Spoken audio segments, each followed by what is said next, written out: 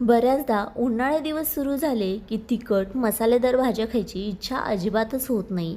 मग भाजीला काय बनवायचं? तर अगदी कमी मसाल्यांचा वापर करून तुम्ही ही शेवग्याची शेंग बनवू शकता.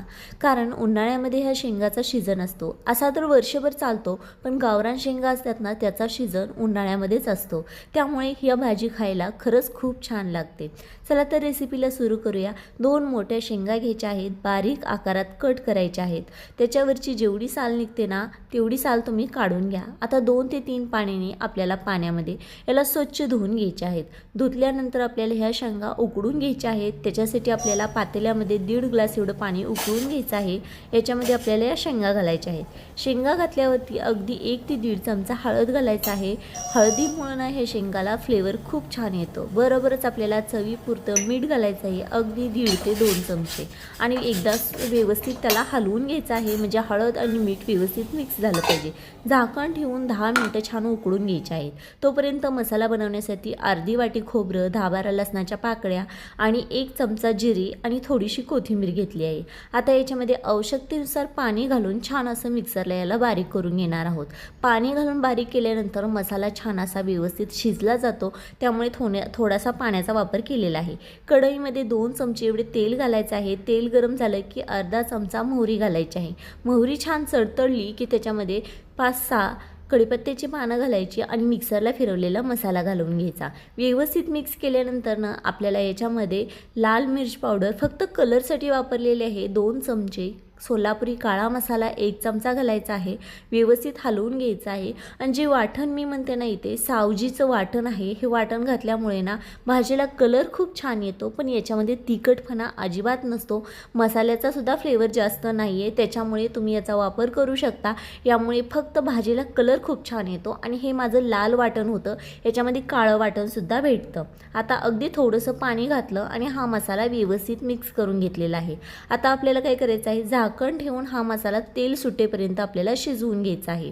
आता झाकण काढल्यावर तुम्ही पाहू शकता की छान असं याला तेल सुटलेलं आहे. एकदा व्यवस्थित मिक्स करून घेणार आहोत आपण आणि अगदी 2 मिनटं असंच आपल्याला याला शिजवून घ्यायचं आहे. तुम्ही पाहू शकता छान प्रकारे याला तेलसुद्धा व्यवस्थित सुटलेलं आहे. यात उकडलेले शेंगा आहेत ना, त्या घालून घ्यायच्या आहेत. इथे शेंगा घालायच्या वेळेस गॅस फुल करा, म्हणजे कसं तडका छान असा बसला जाईल. आता हा मसाला व्यवस्थित आपल्याला हलवून घ्यायचा आहे आणि चवीनुसार याच्यामध्ये मिठाचा वापर करायचा आहे. एक गोष्ट लक्षात राहू द्या, शेंग उकडायला घातली होती त्यावेळेससुद्धा आपण मिठाचा वापर केला, त्यामुळे तुम्ही चवीनुसार तुमच्या इथे मिठाचा वापर करा. आता मी इथे 1 चमचे मीठ घातलेलं आहे आणि व्यवस्थित भाजीला हलवून घेतलेलं आहे. उकळी येण्यासाठी आपल्याला सोडायची आहे. अगदी 4 ते 5 मिनटं तुम्ही इथे शेंग मीडियम गॅसवरती शिजवून घ्या. अगदी भाजीला तरी खूप छान येते. आपण याच्यामध्ये सावजीचा जो लाल मसाला वापरलेला आहे, त्याच्यामध्ये तिखटपणा नाही आहे. त्याच्यामध्ये खोबऱ्याचा वापर केलेला आहे, बेडगी मिरचीचा वापर केलेला आहे, त्यामुळे कलर खूप छान येतो. आपण इथं कुठल्याही मसाल्याची ॲडव्हर्टाईज करत नाही, फक्त टेस्ट आणि फ्लेवरसाठी मी वापरलेला आहे. छान अशी उकळी आल्यानंतर तुम्ही पाहू शकता साईडनी तरीसुद्धा आलेली आहे.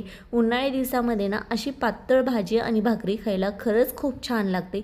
मसालादार भाज्या, तिखट भाज्या उन्हाळ्यात खाल्ल्यानंतर बऱ्याच जणांना त्रास होतो. अशा वेळेस तुम्ही ह्या सीझनला गावरान शेंगा भेटतात शेवग्याच्या, त्याचा तुम्ही हा रस्सा बनवून नक्की ट्राय करा. तुम्हाला सुद्धा ही भाजी नक्कीच आवडेल. आणि 4 ते 5 मिनटं शिजल्यानंतर याच्यावरती बारीक चिरलेली कोथिंबीर टाकायची आणि गॅस बंद करायचा आणि सर्व करायची. खरंच ही भाजी खायला खरंच खूप छान लागते. आणि गावरान शेंगा नसतील तुमच्याकडे, ज्या अवेलेबल असतील ते शेंगांपासून ही भाजी बनवू शकता. कारण तेच मसालेदार भाज्या खाऊन प्रत्येकांना कंटाळा येतो आणि उन्हाळ्या दिवसात तर नकोच वाटतात. झाकण ठेवून मी तुम्हाला इथे अगदी 2 मिनटं गॅसवरती ठेवले होते. 2 मिनटानंतर तुम्ही पाहू शकता लाल अशी तरी आलेली आहे. हलवल्यानंतर याच्यामध्ये जास्त मसाल्यांचा वापर नाही, अगदी घरगुती मसाला म्हणजेच फक्त खोबरं, कोथिंबीर, जिरे आणि लसणाचा वापर केलेला आहे. आणि फक्त सावजीचा मी थोडासा लाल मसाला वापरला आहे, जास्त मसालासुद्धा नाही.